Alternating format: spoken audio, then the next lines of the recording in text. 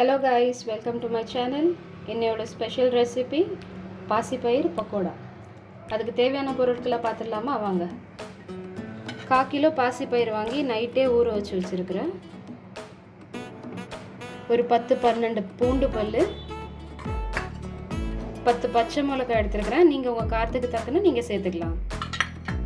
கொஞ்சமாக கொத்தமல்லி இலை, உப்பு, கல் உப்பு எடுத்துருக்கிறேன். ஏன்னா இதை நான் பயிரோடு சேர்த்து அரைக்கிறதுக்காண்டி எடுத்துருக்கிறேன். தேவையான அளவு உப்பு. ஒரு மிக்ஸி எடுத்து ஜார் வச்சாச்சுங்க. இதில் நைட்டு ஊற வச்சு வச்சுருந்த பாசிப்பயிறு எடுத்து கிரைண்ட் பண்ணுறதுக்கு போட்டுக்கலாம். தண்ணி இல்லாமல் எடுத்து போட்டுக்கோங்க. தேவைப்படும் போது கொஞ்சம் கொஞ்சமாக தண்ணி விட்டுக்கலாம். வச்சுருக்கிற 10 பச்சை மிளகாய், 10-12 பல் பூண்டு, கொஞ்சமாக கொத்தமல்லி இலை, அப்புறம் இப்போதைக்கு தேவையான அளவு உப்பு போட்டுக்கலாம். நல்லா ஒரு வடை மாவு பதத்துக்கு கிரைண்ட் பண்ணி எடுத்துக்கலாம். இப்போ நம்ம அரைச்சி எடுத்தாச்சுங்க பாசிப்பயிறு. இந்த பதத்தில் பயிறு இருக்கணும். இப்போ நம்ம ஒரு பவுலுக்கு இதை டிரான்ஸ்ஃபர் பண்ணிடலாம்.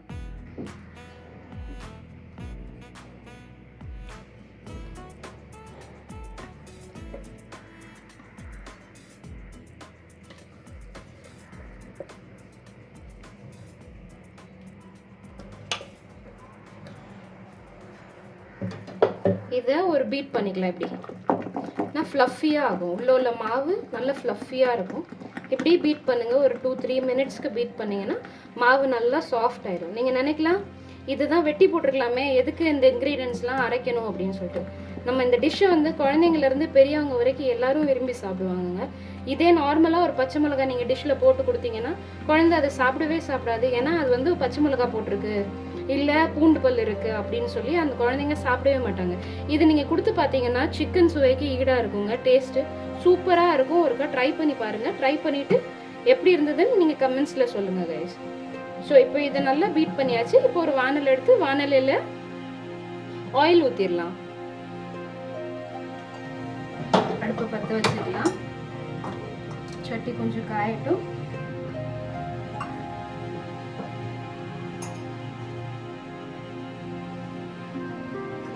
இப்போ ஆயில் ஊற்றிக்கலாங்க. ஃப்ரை பண்ணுறதுக்கு தேவையான அளவு ஆயில்.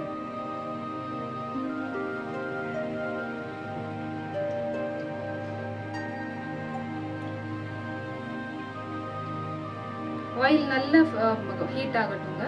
வடை போடுற கன்சிஸ்டன்சியில் ஆயில் ஹீட் ஆகணும். போதுமான அளவு எண்ணெய் ஊற்றினா. ஆயில் ஹீட் ஆயிடுச்சான்னு செக் பண்ணிக்கலாம். ஓகே, ஆயில் நல்லா ஹீட் ஆகிட்டு இப்போ உங்கள் கையில் மாவு எடுத்து ஒரு சின்ன சின்ன பால்ஸாக இவ்வளோ மாவு எடுத்து இவ்வளோ உருட்டுனா போதும். குட்டி குட்டி பால்ஸாக நீங்கள் ஆயிலில் போட்டுருங்க. இந்த ஷேப் தான் வேணும், இல்லை ரவுண்ட் ஷேப் தான் வேணும் அப்படின்லாம் இல்லைங்க. இதை நீங்கள் எந்த ஷேப்லனாலும் போடலாம். செம சூப்பராக, வெளியே கிறிஸ்பியாக, உள்ள சாஃப்டாக சூப்பராக இருக்குங்க இந்த டிஷ்.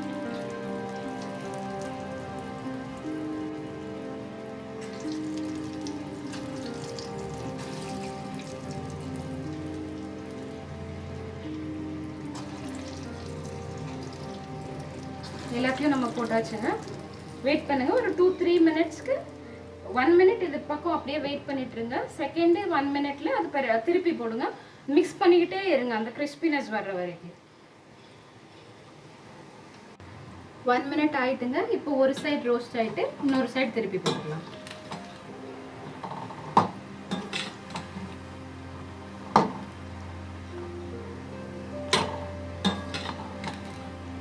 இப்போ பார்த்தீங்கனாலே தெரிஞ்சிருக்கும் உங்களுக்கு நல்ல மொறுமொறுன்ட்டு ஒரு டெக்ஸ்டர் வந்திருக்கும்.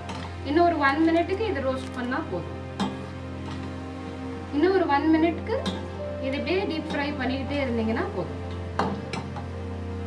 இந்த ஆயில்ல இருந்து பபிள்ஸ் வருதுல்ல, அந்த பபிள்ஸ் கொஞ்சம் அடங்குனானா அதுக்கப்புறம் நம்ம எடுத்துக்கலாம். ஓகே, அப்பனா இது வெந்துருச்சுன்னு அர்த்தம். ஸோ கொஞ்சம் பபிள்ஸ் அடங்குற வரைக்கும் வெயிட் பண்ணலாம்.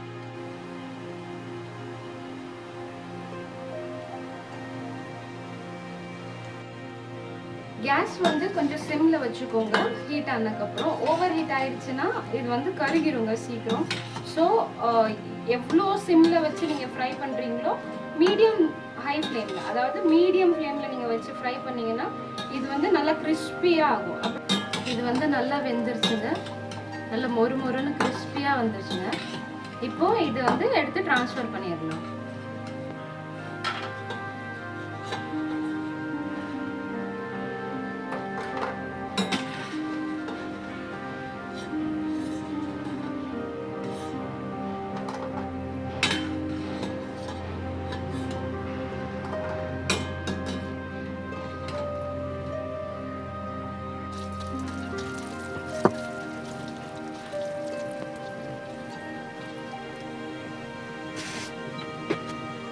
இப்போ பாருங்கள் நல்லா கிறிஸ்பியாக சாஃப்டாக, இப்போ நீங்கள் உங்களுக்கு இந்த சவுண்டு கேட்டாலே தெரியும்